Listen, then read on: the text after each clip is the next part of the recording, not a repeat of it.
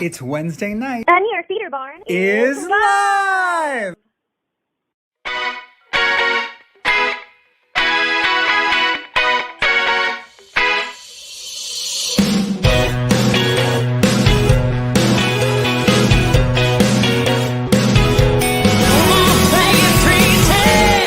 I see color for the first time.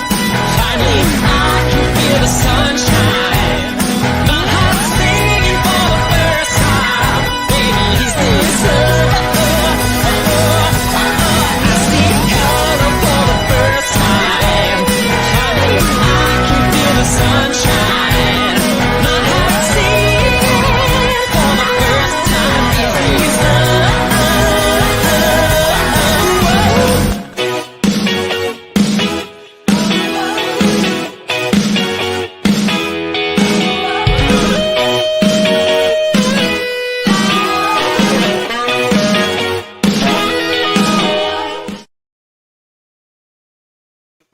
Good evening and welcome to New York Theater Barn's Newark Series Live. I'm Joe Barros and I'm the Artistic Director. And I am Jen Sandler, and I'm the Associate Artistic Director. Tonight, we are excited to present excerpts from the new musicals 10 Brave Seconds and Mimosa. 10 Brave Seconds is the new coming-of-age musical from Jeff Talbott and Will Van Dyke. And Mimosa is a musical that meets at the intersection of the human and plant world and is written by Lauren Taslitz and Danny Ursetti. Yeah, so welcome to the 41st installment of our virtual new work series. We recently, as we said on our last broadcast, marked a year since our first virtual new work series, which boggles our mind every time we say it. We are so proud to be bringing you new musical theater development during this unprecedented time. For the past tumultuous year, we have presented 86 new musicals, lifted up the work of 149 writers, and have served over 450 artists. Wow. And as always, tonight's broadcast is being simulcast to Broadway On Demand. And we love our friends at Broadway On Demand, and thank you for the support. 41, we're growing up so quickly. So quickly. Before we started tonight, we wanted to take a moment to acknowledge the horrific surge in the attacks and murders of innocent people of color in this country. A year ago, it was George Floyd and Breonna Taylor. Now it's Dante Wright. It's the same story. We're just adding more names to the list. Yes, it is clear that we have a domestic terrorism problem in this country. And so we will continue to stand in solidarity with BIPOC artists and audiences. We believe that there is no formula for musical theater development except authenticity. And we will continue to lift up extraordinary stories that dismantle these inequities while making space for all artists. Absolutely. And now, here to tell us more about how you can support New York Theater Barn is our friend and colleague at Broadway Records, the wonderful Dina Zucker. Hi, I'm Dina Zucker, and I'm coming to you from my home in New York City. I'm the associate producer at Broadway Records, the premier Grammy Award-winning record label dedicated to keeping theater recordings alive. In the past 12 months, we've released over 50 recordings, and it's been an honor to keep theater alive in this way during this time. In 2020, we joined forces with New York Theater Barn to create Theater Barn Records, an imprint of Broadway records dedicated to original musicals in development. Working with Joe, Jen, and Hector has been a rewarding experience, and I'm proud to be a part of a creative home that makes space for all artists and new, groundbreaking musicals during incubation.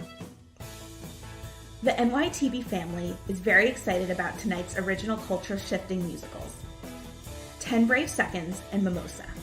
The company is proud to lift up the work of Jeff Talbott, Lauren Taslitz, Danny Ursetti, and Will Van Dyke.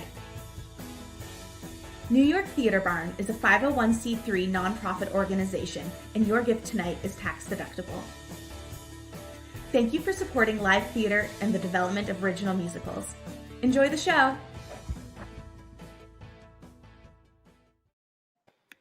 Thank you, Dina. We are proud to be a partner of Broadway Records, and we can't wait to keep seeing what music we make with you as the world keeps changing.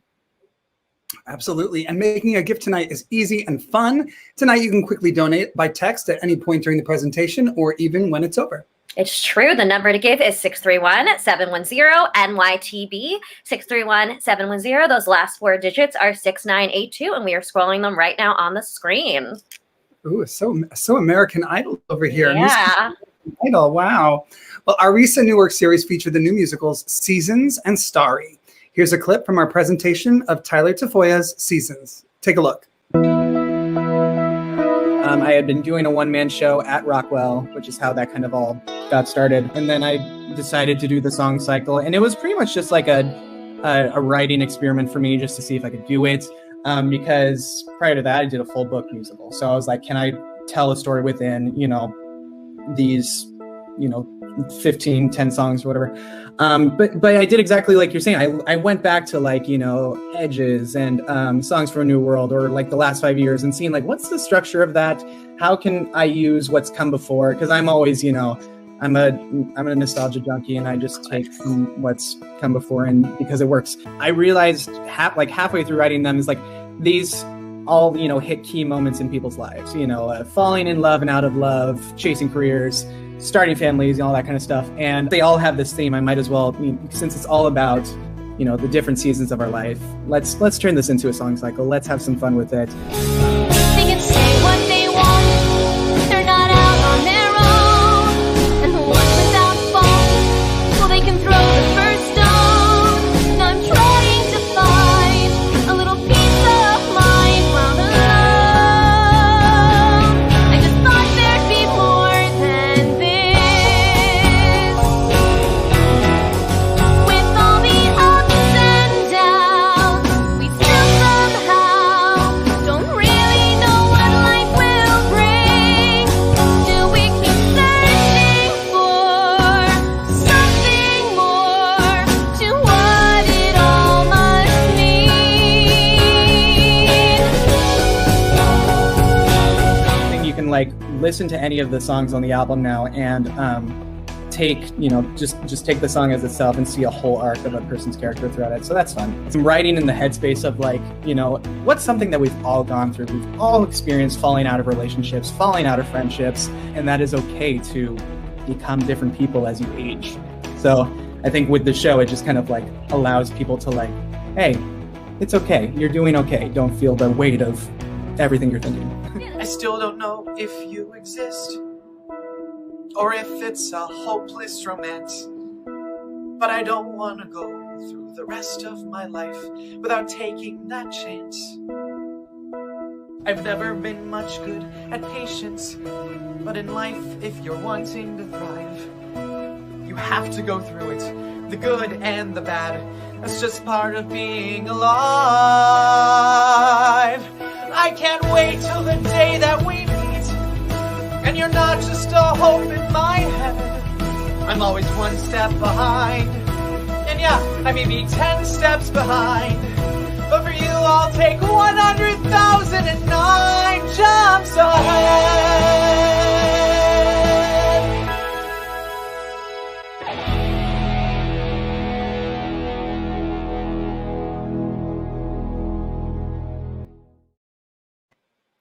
We are so excited about Tyler Tafoya's Song Cycle Seasons, and we announced in our last New York series that it is one of the next albums that we will be releasing with Broadway Records as part of our new imprint, Theater Barn Records, and we're excited about that. We'll let you know about that soon.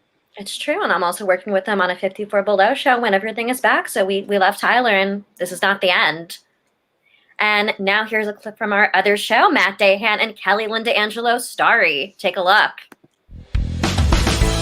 This is, I was helping a friend move into their new place, and I was emptying the moving van, and I had in my hands a big print of a famous Van Gogh painting, Almond Blossoms. I told my friend, I didn't know you were a Van Gogh fan. And she's like, no, it isn't mine. It's my new roommate, Kelly's. And I found Kelly, and I'm like, you have amazing taste in art. I love Vincent Van Gogh. And she's like, I do too. He says, I want to write a musical. And then I cut him off, and I say, no, I'm writing a musical about him. And I'm like, we probably should get coffee and talk about this. So it was just complete serendipity, and it started with a moving van and an oversized print of Almond Blossoms. And Jo is Theo Van Gogh's wife, and again, this story is a very beautiful story that we're very excited about telling.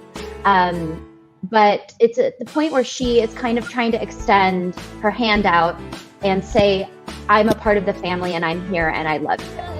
I confess I'm a mess more often than not. For the race, maybe twice from us during the pod, but we're happy, Vincent. We're happy, and that's enough. No, we don't always know the right way, but we're doing our best, and our best is okay. We're happy, brother.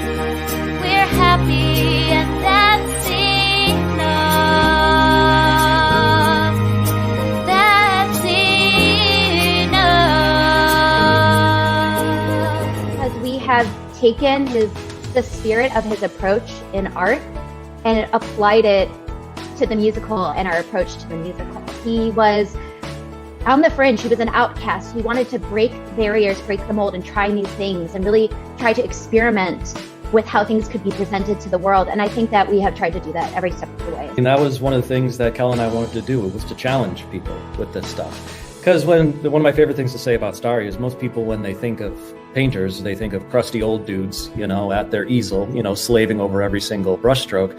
But at the time, these are young people in this explosive city that's during a vibrant time in history. It felt very appropriate to kind of have that juxtaposition of like this super modern, young, energetic kind of music during this huge period of discovery. And What happens when we die? The answer's in the sky. The dawn's no guarantee, but the sight of the starry night, the sight of the starry night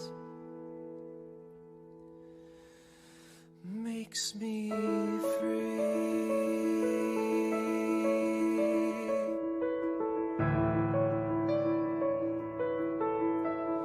It makes me free.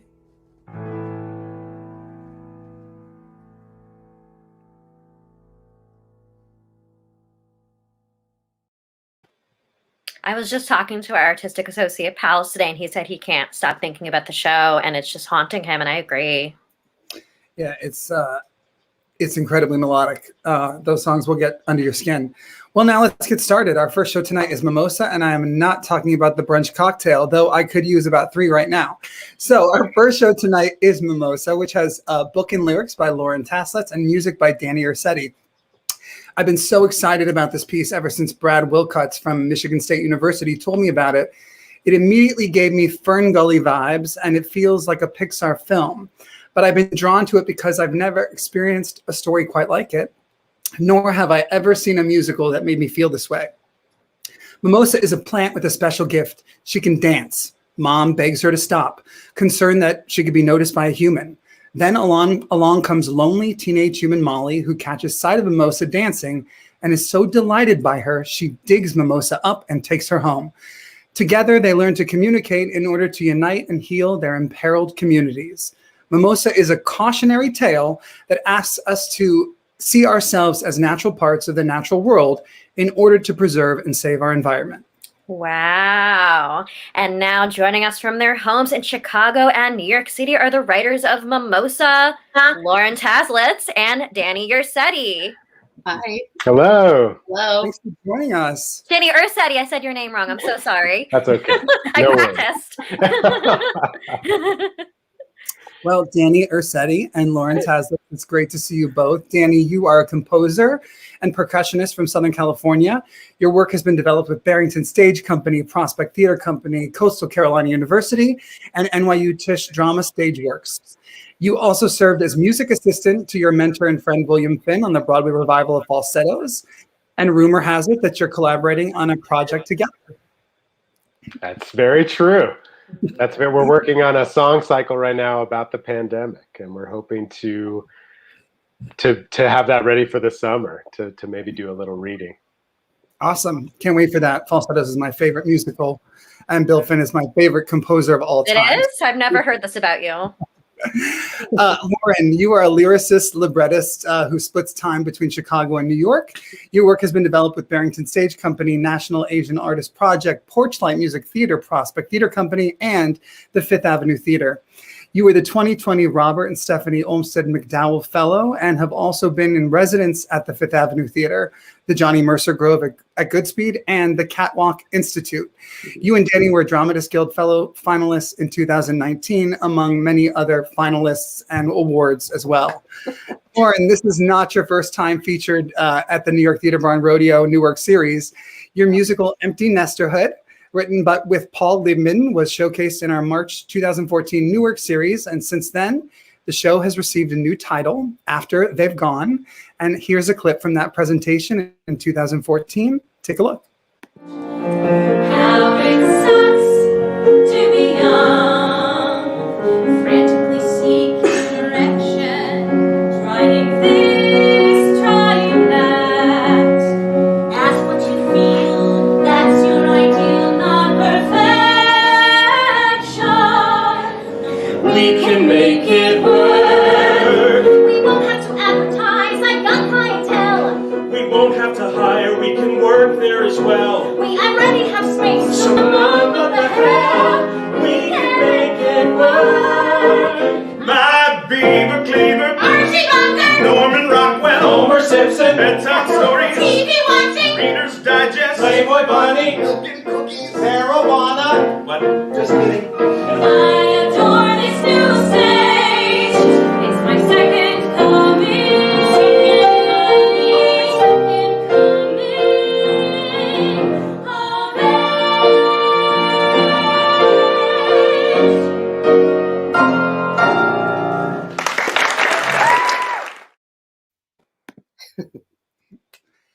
That was back in 2013. It feels like yesterday, but it was not. It does not feel like yesterday to me. No. Actually 2014, but it feels like forever ago. Yeah. So Danny and Lauren, what inspired your collaboration, and what was the impetus to tell a story about the sentient power of plants and our connection to the natural world? Yeah, we met at NYU's Graduate Musical Theater Writing Program in 2015 and really started to work together in our second year in Bill Finn's lyric writing class. I had admired Lauren's lyrics from afar and was very excited when Bill started assigning me to work with her.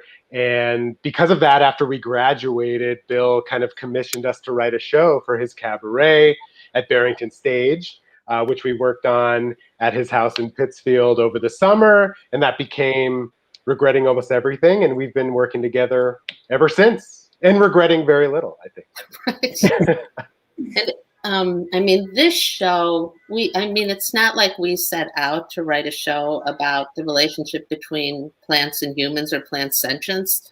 We were in Times Square on a hot summer night before the pandemic where you couldn't move or breathe. And I suddenly just wished we could walk into a theater, have the door closed behind us, and be transported into the woods. You know, and I told Danny, and we were like, okay, cool, but what's the show? And we had no idea. But not long after that, sort of one thing led to another, and I wound up reading about a woman named Monica Gagliano, who was an environmental ecologist, a scientist, and she wrote a book called Thus Spoke the Plant, which she calls her phytobiography. It was a book that she co-authored with plants. And her book basically alternated between her spiritual encounters with plants and then the experiment she did in the laboratory that showed plant sentience, learning, memory, communication, intelligence. And I mean, like, if it had just been about the spiritual encounters, I would have sort of, had no reason to doubt it, but I don't know that it would have hit me as hard. But because of all of these lab experiments, I was like, oh my God, I think plants are like people, like plant persons. And I told Danny, and growing up here in this sort of Judeo-Christian capitalist world, right, where it's humans are above everything and everything else is an object or commodity. It was, talk about disruptive and transformative theater. It's like our heads exploded. And I started taking walks in Central Park and forcing myself to say hi to the trees, when nobody was looking, to just try to get used to the idea. But anyway, we still didn't, so then we knew we wanted to write about plant sentience, but we still didn't know what the show was. And then we read the intro to a book called The Secret Life of Plants. And the last line of the intro, to paraphrase, is, and so it seems that plants are ready, willing, and able to work with humans on this huge task of regrowing the garden. And I'm like, now that's a musical. Okay, but we still didn't actually know what the musical was. And, more time went by, and then one day, and this was one of the many moments when, like, being a writer makes you feel like a moron because it took you so long to think of it. But it was like, oh my God, what if the protagonist is a plant? I mean, we want to write about plant sentience. Of course the protagonist should be a plant because that's the point. And suddenly it stopped being about all of these intellectual issues we face, and because it felt so right, and it felt sort of wonderful and exciting to change our understanding of our place in the world. So And I what was just made you gonna want say- to write 8 a.m.? Oh, you go first, yeah. I was just going to say, it reminded me when I discovered March the Falsettos, Falsetto Land in Trousers, which became Falsettos, that a musical could be anything, and it could be about you, and that it could be about deep things like this. And so I think, and I remind people, a musical can be about anything. And, while this is about the plant world and humans, there's a deep, deep, powerful metaphor in here. And, indigenous peoples have known for hundreds of years that plants are conscious. Studies have been done with mimosa plants. For people who don't know, a mimosa plant, when dropped or touched or affected, wilts and revives on its own. It senses things. So when tests were done with the mimosa plant, the third or so time the plant was dropped, it did not wilt because it learned and felt things, essentially. Right. Yeah. And how did you decide this was a family story? Because I think you have lessons that are so important to adults, but I think it's a cautionary tale that also is so simple to children and young adults about how they need to look at the environment. Well, we just kind of felt like we wanted to write a joyful show, and we wanted to write a show that would be fun for us to write. And it was fun for us to write. We wanted something accessible because really the goal was to have as many people as possible see it and leave the theater going, did they actually mean that? Like, they don't really want us to think that plants are talking. But the thing is, we do. And like, if I tell Elle, my 5-year-old granddaughter, like, what would you say to the tree? Like, if I say, introduce yourself, she'll introduce herself to the tree. But I wanted the adults to wonder if maybe they should introduce themselves to the tree. I know I sound insane. I am so not insane. You can people that know me. Well, look at Diana Huey. She's setting up her Google search to, look at mimosa plants now. So you're doing some great good. Right. Yeah. And I don't even remember the question. Am I done answering? Oh, you did. So let's talk about, you haven't even been writing this show for that long, which is the craziest part to me. You started it during the pandemic, and you've already won some awards for it during the pandemic. Yeah, because I have written, this is probably my 8th book musical, and the others have been important to me and I think worthwhile, but this is the most exciting. Danny? No, yeah, we started it, and I think having the time to kind of live in this world and build it, like I got to work on things like the orchestration that I normally wouldn't have time to work on. Kind of it was just really a unique way to write a show that we wouldn't have had. I don't think we would have written it the same way. And yeah, we were lucky. NAMT announced this award, this 15-minute contest, which honestly really pushed us to keep writing it, because we had started writing the first song, and then the world shut down. So we were just streaming shows, or I was just swiping on my phone, and then Lauren was like, well, maybe we can finish 15 minutes of it. And then when we started that, we kept going, and then when we found out we won the NAMT 15-minute musical contest, it was like a sign, like, let's just keep going and see what happens. And you're not the only show that happened. We have a show by Lynn Schenkel and Sarah Cooper, which is in our new work series in June, that also won that award. And they said it kind of gave them that push too they needed. So we love to hear that. And you also connected with Michigan State University's design classes, who also helped you envision what the show could be. And Joe also has had the great gift of showing the show to his students, who are all under 18, correct, Joe? And have interpreted the show and put their spin on it.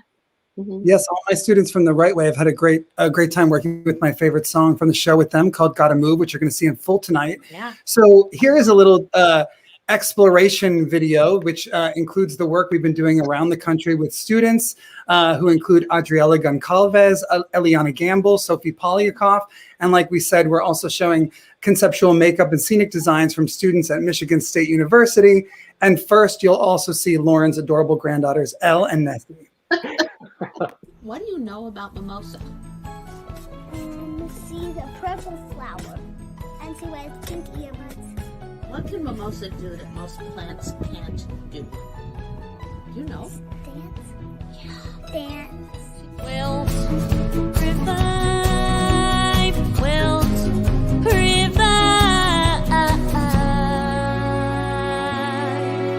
Need the whoosh and whirl and reel to feel alive. Got a gift I can't hide. Got a pulse that bubbles up from deep inside. Wanna tease, wanna flirt. Life's a snooze when you are rooted in the dirt. Taking charge is awesome. Breaking rules is great. Getting high by trying and defying expectations. Reach, contract, reach, contract. Need to twist and wave and rush. Need to turn and slide and brush. Need to lean and swoop and fall and dive. Need to bend and scoop and reach and strive. Need the whoosh and whirl and reel to feel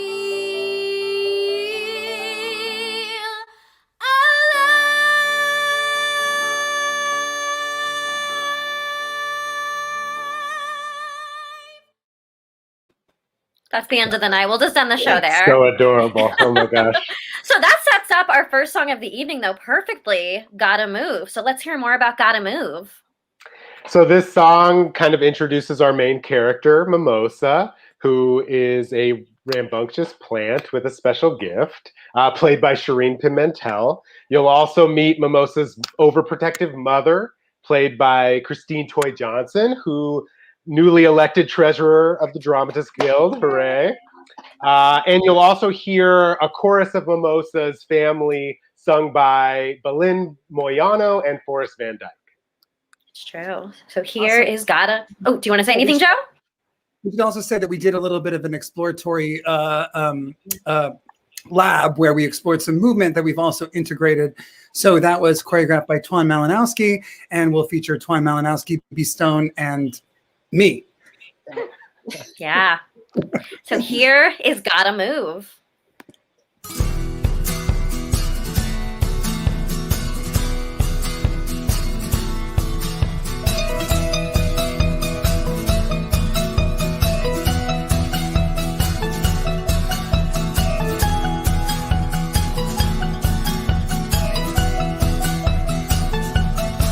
Gotta move, gotta play, gotta melt and plunge and bend and swoop and sway. Gotta move, gotta glide,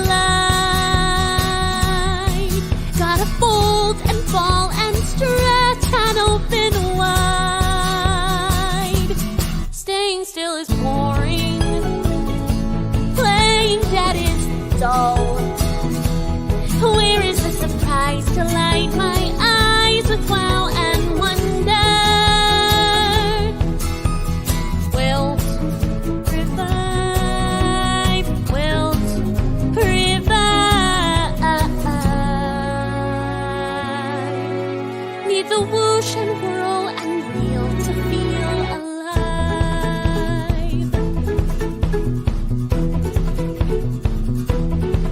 got a gift I can't hide. Got a pulse that bubbles up from deep inside. Wanna tease, wanna flirt. Life's a snooze when you are rooted in the dirt. Taking charge is awesome. Breaking rules is great. Getting high by trying and defying expectations. Reach, contract, reach, contract. It's a blessed with special skills that others lack. Mimosa, stop! Why? It's a gift. Gift. It's a flaw. It's a curse. Cut it out or things will go from bad to worse. Save your strength. Stay alert. Life's a snooze when you are rooted in the dirt. Staying still is boring. Stop! Playing Stay dead is still, dull. Mimosa. Where is the surprise to light No, my eyes with welcome wonder? Wilt, revive. Don't draw attention to yourself. Wilt, revive. Or you'll wind up on the shelf. Need to twist and wave and crush. Need to turn and slide and brush. Need to lean and swoop and fall and dive. Need to bend and swoop and reach and strive. Need to whoosh and whirl and reel to feel alive.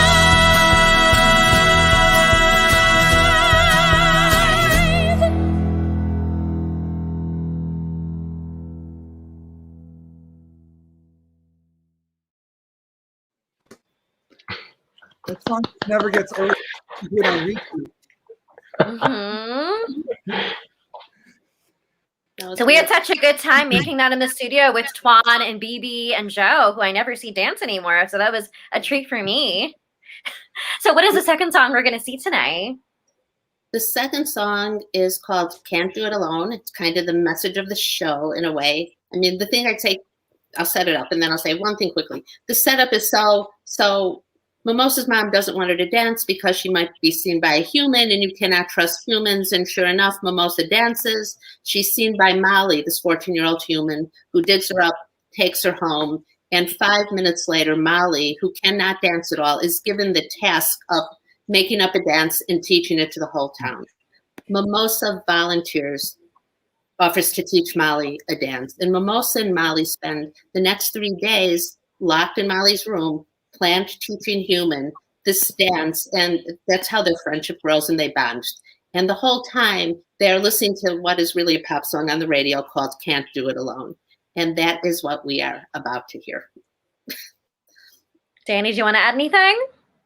No, just that, I mean, I guess this song, Joe, you asked us to do this song and we were pretty kind of hesitant to do it because we weren't happy with it. But through rewriting and kind of building this version of it, adding sections, cutting sections, we're really happy with how this turned out. And we think Diana Huey is playing Molly and Shireen Pimentel again is Mimosa, and they completely kill it.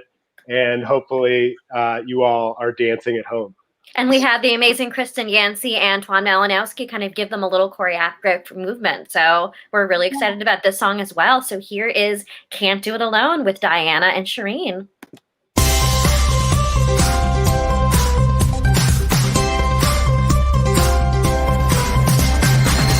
sun is shining, I can't feel the heat.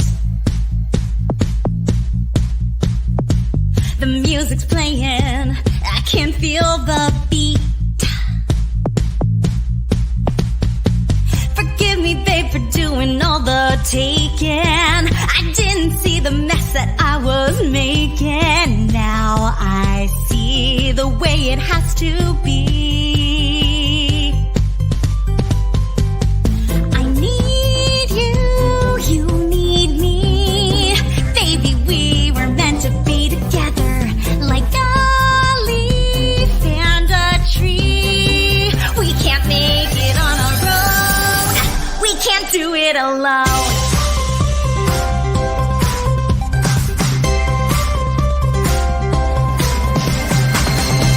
may glitter, but the path is dark. I hit the bullseye, but I missed the mark. I was so sure, but baby, I was clueless.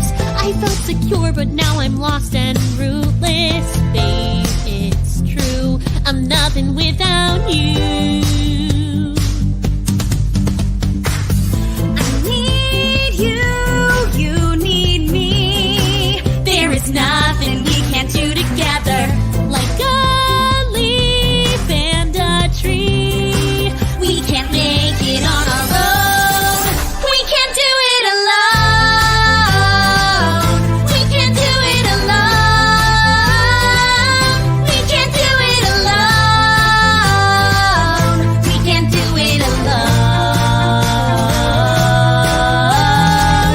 Why do we always get it wrong? We've had the answer all along. It's only love that makes us strong.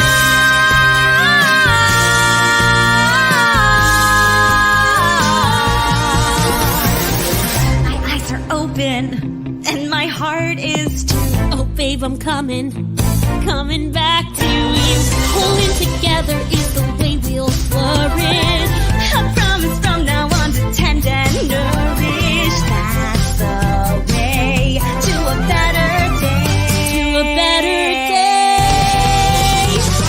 I need you, you need me. Babe, there's nothing we can't do together. I breathe you, you breathe me. We can't make it on our own. We can't do it alone. We can't do it alone. We can't do it alone. We can't do it alone. We can't do it alone. We can't do it alone. We can't do it alone. We can't do it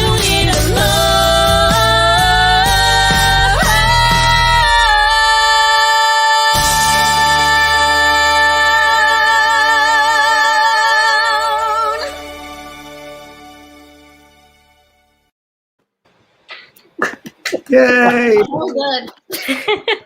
Somebody said, what a pop. What a bop. I agree. So I just want to acknowledge we have the amazing Betsy King Militello in the room tonight, the virtual room, and we're so grateful for NAMP's support with your show. We have 3 more of their shows coming up that NAMP has supported in our Spring New Work Series lineup, and we love you, NAMP, and we're so grateful to be a part of your world. Yeah, in fact, this series is the recipient of NAMP grant, the Innovative and Exploration Fund. Yeah.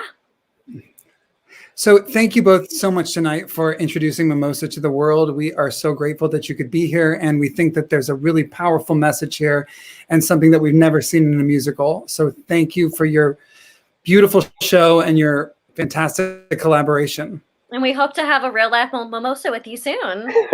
We I have to. Thank you both so much. Thank you, guys. We'll see you soon. All right, well, now it's time to move on to our second show, 10 Brave Seconds. Yes, 10 Brave Seconds has music and lyrics by Will Van Dyke and a book and lyrics by Jeff Talbott.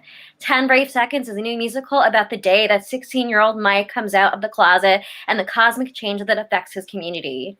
Mike is about to find out that it's on the other side of the telling that's all the good stuff sits waiting. The original story is about those tiny brave seconds that make up the gargantuan moments that tell you and the world who you are. And now joining us from their homes in New York City are the writers of 10 Brave Seconds, Jeff Talbott and Will Van Dyke. I'm Joe. Hi. Hello. I'm so glad you both could join us and that you have such beautiful walls of fame behind you. Yeah, Fantastic. oh God, yeah. You can't compete Jeff, with Jen's Naughty Pine, but yeah. that's right. Jeff, you are best known as the writer of The Submission, which was the inaugural recipient of the Lawrence Hatcher Award and was produced off-Broadway by MCC Theater in 2011. It went on to receive the Outer Critics Circle John Gassner Award for New American Play and was a 2011 O'Neill semifinalist. Your work has been developed with tact, Utah's Pioneer Theater Company, and Montclair State University. Will, you are a New York-based songwriter and one of the industry's most in-demand music supervisors and a frequent collaborator of the great Andrew Lippa. Yeah. Yeah, I can speak for you at events if you'd like. You're even a 2021 Grammy Award nominee for your work on the cast recording of the hit revival of Little Shop of Horrors. Product placement. That's right. Your recent orchestration credits include Fly, which premiered right before shutdown at La Jolla, Pretty Woman, Kinky Boots, Rent, The Addams Family, Grease, and Wicked, just to name a few. Your band has played all over the country and have notably backed up the likes of Matt Doyle and Annalee Ashford, among others. And together, you've written music and lyrics for Imagine Harry, Winter Song, Seven, Broken Hearts, and The Circle and the Wheel. And as a team, you've been finalists for the 2019 Fred Ebb Award. Wow. And Will, this is not your first time here at the New York Theater Barn Rodeo. We were honored to feature an evening of your music in our New Work series in January 2010. So here's a clip of that presentation, including one of my favorite Will Van Dyke songs, Marie and Me. Take a look. I knew a girl who liked this boy, who loved her more than she could ever know. A reckless kid with no clue what to do, with no way or the means to let his feelings show.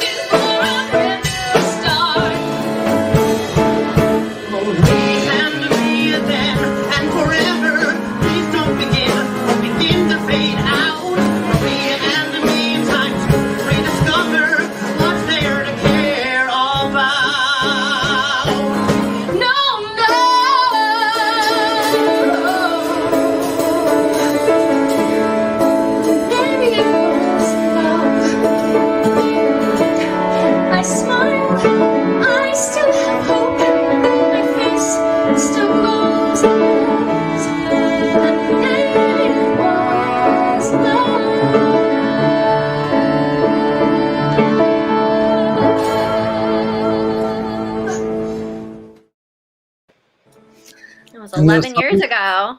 And those songs are on an album that you can still buy. That's true. It's still out there in the world. Someone says, I love the submission. That was that 10 years ago? I was a wee little intern at MCC then.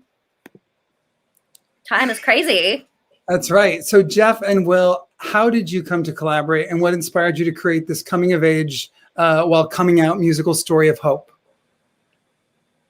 Well, I can't tell if Jeff is frozen. It looks like he might be. Jeff, we're going to kick you out and you'll be back in a second. Jeff and I, about 5 years after that concert and 5 years after the submission opened, Jeff and I were both looking for collaborators, new people to collaborate with. And Jeff actually sent me an email one day. He was like, I don't know if you are looking to write with new people or anything like that, but I'd love to pick your brain and talk to you.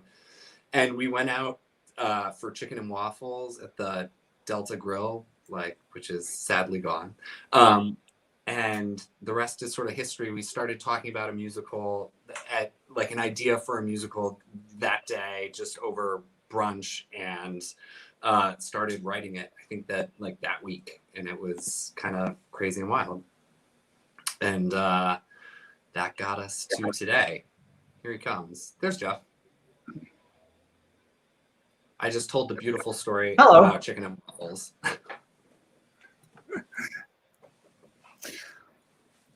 Jeff, he just told us the story about chicken and waffles. Are we still having some delay from Jeff? I think so.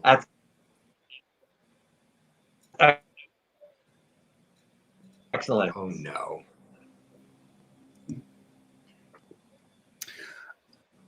Cool. Well, maybe we could talk a little bit about how you guys came to write this story together. Yeah, so about a couple of years ago, Jeff and I, we really wanted to write a musical switching about computers. coming out. Oh, I don't know what's going on. Oop. It happens. Live theater. He's switching computers. This is our version of live theater when we can't be in a theater, so it is okay. I love it, and Jeff will chime in on this when he gets back. But we wanted to write a musical about coming out, but more about it's sort of like breaking down that structure a little bit, where the musical is about not just about the event of coming out itself, but sort of the idea of coming out and how it's like that. It's a small, like, regular moment, and we tried to frame it in the idea of like one day, to sort of like constrain ourselves a little bit to like time and tell a story that way. But it was really important to us that the musical, the event of the musical was not just this concept of like a kid coming out, because we've all seen that story, and more about an entire, like, how that affects the people around him, and how everybody, like gay or straight or whatever, comes out almost every single day of their life, because we all have things that we're holding on to, and then we sort of like release them as we grow. And that is what really interested us about this story. And so it's really a show about, you know, a family who's dealing with this one particular event, but they're each, you know, in their own way coming out of something. And it was interesting. I gave this to our artistic associate to read, and he was like, "What does it sound like to you?" And I said, "You know, it's its own thing, but it's almost like Dear Evan Hansen meets The Prom in the best way possible." Sure, I'll take That's it. kind of, yeah. I've been saying that a lot lately to Joe too. Absolutely. And so, as we've mentioned before, the show has had. This is the first. Yeah, he's back. Yay! We my talked about husband- chicken and waffles. You missed it. My husband brought his computer in because he's my emergency tech person. Awesome. So we just talked about chicken and waffles, and also the impetus for creating this piece, and how this isn't your average coming out story, and how you carefully decided that this would happen in one day. So we want to make sure Will's not lying. So we want to hear your side of the story. I would say, who needs me? Will takes care of all of it. That's all right. That's all the thing. Those are all the points. Good night. So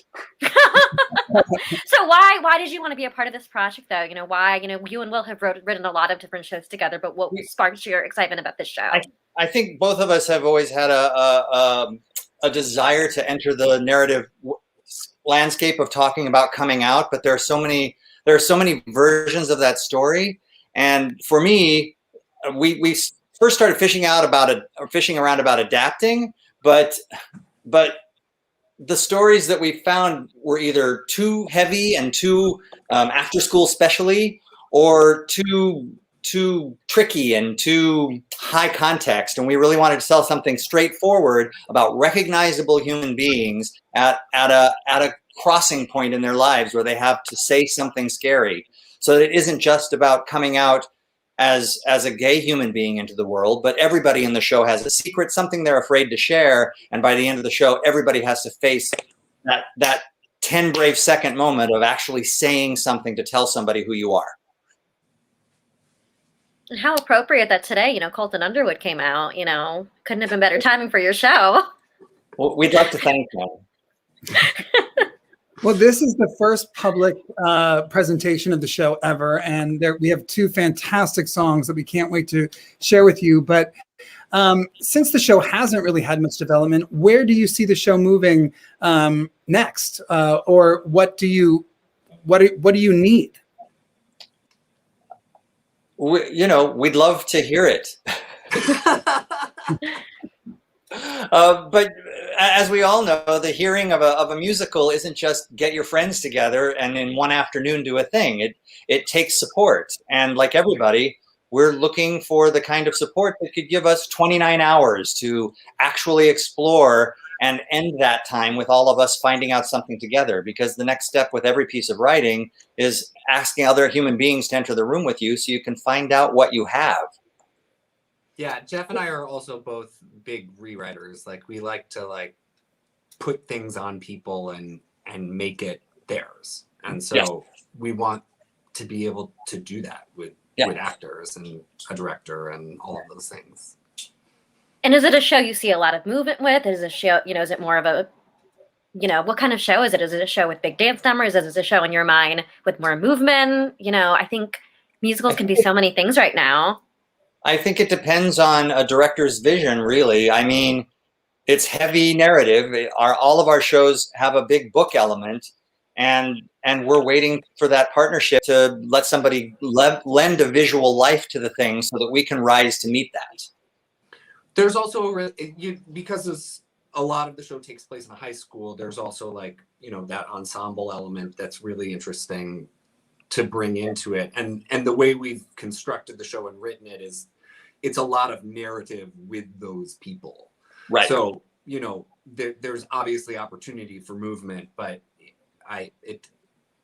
it's up to somebody to come in and figure that out. So you're definitely looking for collaborators and opportunities to take this off the page and potentially go to a retreat or a theater in, say, Connecticut that has great actor housing. And it can be so many things right now. It doesn't know what it wants to be yet, and that's the most exciting part. Yeah. We just finished a draft. We're ready to go. You heard it. Cool. Well, let's show the world two amazing numbers from this. The first song is called "Off the Playground." Tell us a little bit about what happens before that song. That song is sung in the show. Both of these songs take place back to back near the end of the show, and they come at the climax of two different relationships. And "Off the Playground" the show is largely populated by 16-year-old humans. And this song features two of them who have been at odds for a long time in the show, and they meet on a playground and are discussing what it might mean to actually become a grown-up in the world. I think you put it. Will, do you have anything to add? I was just gonna say, and Troy Iwata and Angela Trevino sing it really beautifully. That's right. So here is "Off the Playground."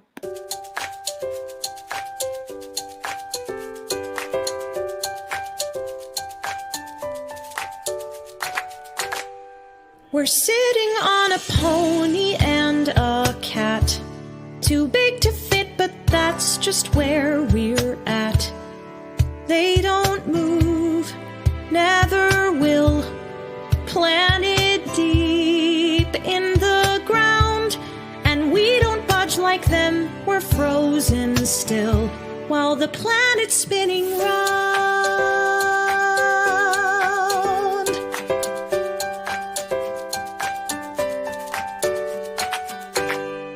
At least the kids on teeter-totters fly, and though it doesn't last, they see the sky.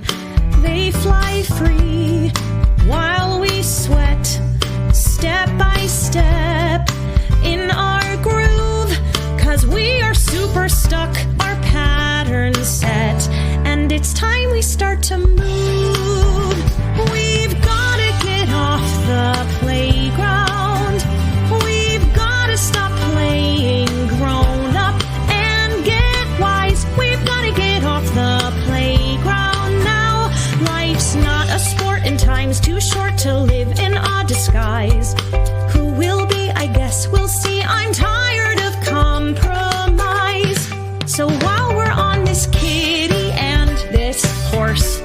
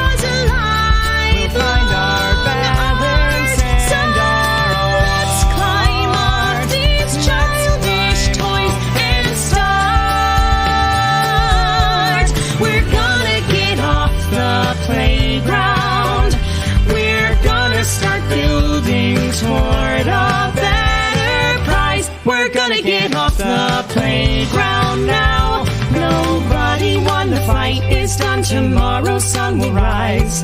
Life's a scroll you can't control, so give up and improvise. The river bends and we're still friends. Whatever comes next, we'll improvise.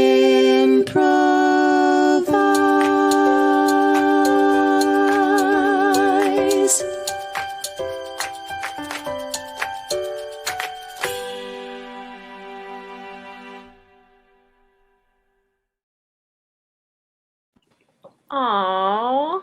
I'll be singing that for the rest of this week. I was watching you during the whole video singing. Yeah, Angela and Troy are so fantastic too. What a beautiful presentation. Absolutely. All right, so then you said the next song comes right after that song. So tell us a little bit about that. Me.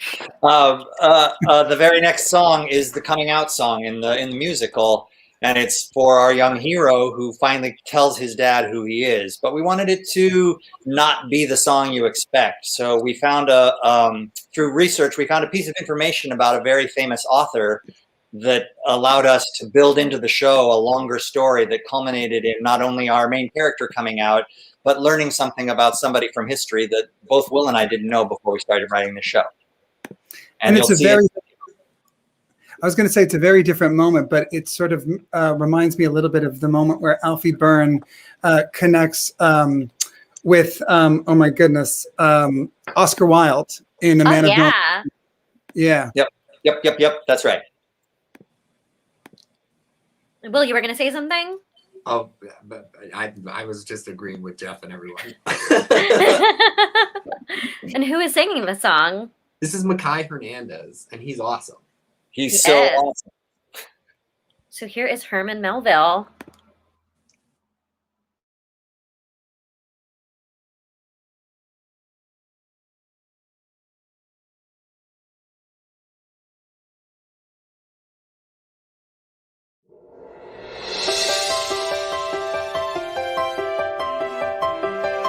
I got a little homework an hour or so ago about a famous author. He's one you probably know. He wrote a lot of weird stuff, but his most famous tale took place out on the water about a captain and a whale. The writer is the story, much more than what he wrote. His marriage was a castle, his books became his moat. He let old Captain Ahab be his lonely avatar. His life's a proper lesson on hiding who you are. It made me tired, it made me mad. It made me look straight in the mirror and be fed up looking sad. I'm done chasing someone who isn't there. And if you don't like who you're seeing, Dad, I don't have time to care. I'm not gonna lie again, I'm not gonna cry. I'm tired of wondering when I might start to fly. My life's gonna be my quest to carve my own trail. I'm not gonna be some sad lost captain. I'd rather be the whale. I'm sitting in the backseat when I should grab the wheel. It's my car, time to drive it and say out loud what's real. You've made it clear it's not who you hoped I'd grow to be. But I'm all through with hiding and living silently. Does this feel strange? Well, that's too bad. You think I'm selfish, I'm not sorry, 'cause it's not a passing fad. I'm through with pursuing some phantom goal to be what everybody needs and fill some worn out empty role. I'm gonna be wide awake, not sleep in a cave. I'm gonna be who I am, and who I am is brave. I'll be my own fairy tale, just watch me prevail. fantasy worth chasing. I'm gonna be the whale.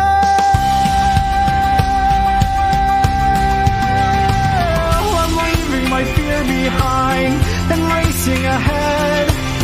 No longer a follower, a lead and not be led. The salty air, sweet and clean, I'll pause and inhale. I'm done taking Melville's road to hide and weep and wail. I'm living a big screen life in epic size and scale. The title character is me now. I just became the whale. I'm the whale.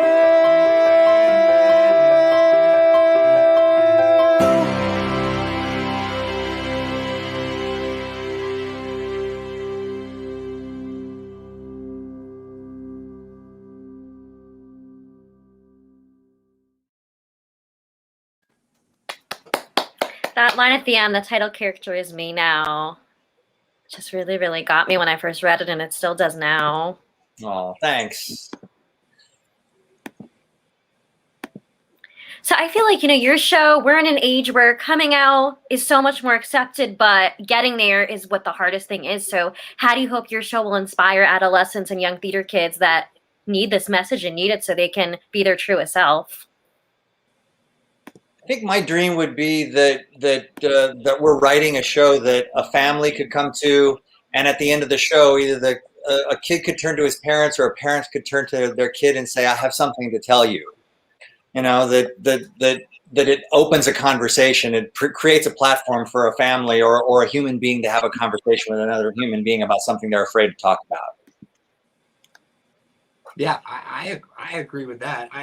I think I really am hooked into this 10 Brave Seconds idea that we came up with which ended up being the title of the musical, and just the idea that it really the most monumental things that we'll ever do in our life really happen in these really brief seconds, and if you can learn to embrace them and be comfortable with them, you become your true self, and to be able to deliver that message to anyone would be awesome. Yep. And I thought that the title of the show, or you go first. I was just going to say, coming out isn't always just the extreme trauma that we always hear about. I was really lucky as a kid who grew up in an amazing family in the San Francisco Bay Area during the AIDS crisis. And, I did feel safe and supported to come out. But for me, it wasn't so much that I was afraid to tell my parents. It was that I was afraid to admit it to myself, because stepping over that threshold in those moments of time meant that I got to become a new person, but I had to face the reality of who I was too. So there's that as well. Absolutely. Right, and you're lucky. We also very strategically wanted to include some adults in the show, and there's an older gay man in the show who isn't so much a mentor, but a representative of a generation of people who had a different experience, to offer a different lens for our lead person to understand that the thing he's facing has been faced in different circumstances for other, and the responsibility that's being passed on should be passed on by him to others. The life is a chain, and we're all building links into that chain. Absolutely. And, you could be somewhere like San Francisco, you could be somewhere like Minnesota, and you need the right people to find you to make the right choices, even if you're somewhere super accepting or somewhere not. So it's so important to hear these kind of things. And I love that this title kind of found you. When did you realize the show was going to be called 10 Brave Seconds? Because it sounds like it was a part of the fabric of what your show was before it was your full identity as the title. I might say this wrong, and Jeff, you might correct me, but I don't know that we knew it was the title right away. But then once we wrote the song, we were like, oh, that's the title of this musical. Right. Because maybe. Well, and it also, once we realized that time, 10 seconds was our hinge, it also gave us the larger lens to write a show that takes place in one day. Time is a character in the show. Time is a thing that's everybody's working against. In good and less good ways, And we wanted to embrace that in a narrative structure too. So it isn't just your typical musical where the beginning, middle, and end happen with flashbacks and all sorts of things that are nonlinear. This is ultra linear in that it takes place from sunup to sundown. And it only takes a day for things to change like that, to make a change in your life. That's what's most important. One of the last lyrics of the show is sometimes the life can happen in a day, which is exactly what we were going for. So there's a great message, and it's cost effective for theater because there's only one costume per person per se. There you go. Yeah. Awesome. Well, thank you both so much for sharing the beginning of 10 Brave Seconds journey. We can't wait to see what happens next and to support you along the way. Oh, thank you so much. It's been such a thrill to be here. And thanks to Angela and Troy and Makai again. And people are commenting how great your video was. Can you shout out who did your videos? I've been moonlighting as a video editor this past year. So that was me. There you go. You heard it here. That's right. Well, thank you guys. We'll see you soon. Thank you. Thank you. Bye. And speaking of videos, the Mimosa videos were edited by Hector Flores Jr., our video editor, and the choreography footage was shot by Jeremy Davidson. Yes, so many talented people on our program tonight. Well, that is our show for tonight. We'll be back in 2 weeks on Wednesday, April 28th at 7 p.m. with the New Musicals co-founders, which was a part of NAMP's 2020 Festival of New Musicals, and She Reached for Heaven. Co-founders is written by Adisha Idafola, Bo Lewis, Ryan Nicole Austin, Jody Ellis, Josh Budo Carpum, Kava Menzies, and Brian Waters. And She Reached for Heaven is written by Hunter Bird and Oliver Hauser. It takes an incredible amount of work to make tonight's show happen. And in order to continue to lift up artists in original musicals, we really need your help. And when I said earlier that I could use 3 mimosas, I mean it. It really does take an incredible amount of work.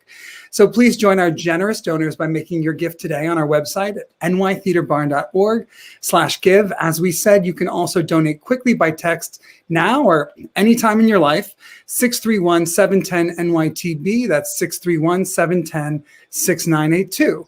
Those details also follow below in the video description.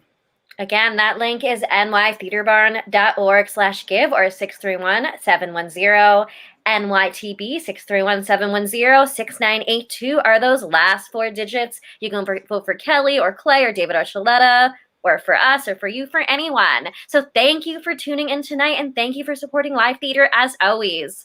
That's right. And now that you know that plants are conscious, talk to them. Life is going to be better. See you soon. See you soon. Good night.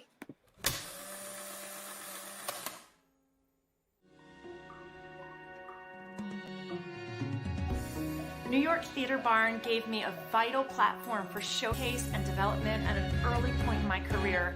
And then they continue to invite me back, simply asking, hey, what's new? I'm very grateful to New York Theater Barn for their ongoing efforts to support artists and development. I was fortunate enough to work on a musical there, and we did a reading, and we had never heard it before. And what we learned from that reading and the notes we got from Joe were invaluable. And thank God for the New York Theater Barn. New York Theater Barn's New Work series was our first creative endeavor of the pandemic and our first experience with virtual theater. It set the bar for live stream presentations, not just for us, but for new musical theater development across the country and the world. You should support places and organizations like the New York Theater Barn because there's really nothing like it in the country. I mean, they incubate new musicals and discover new emerging writers and focus on playwrights of color. It's pretty incredible, and I'm so honored to be a part of the New York Theater Barn family. I urge you to donate and support them because they're a great theater company, and I expect to be able to see more from them soon. So congratulations to New York Theater Barn on what you do, and don't forget, people, donate to them.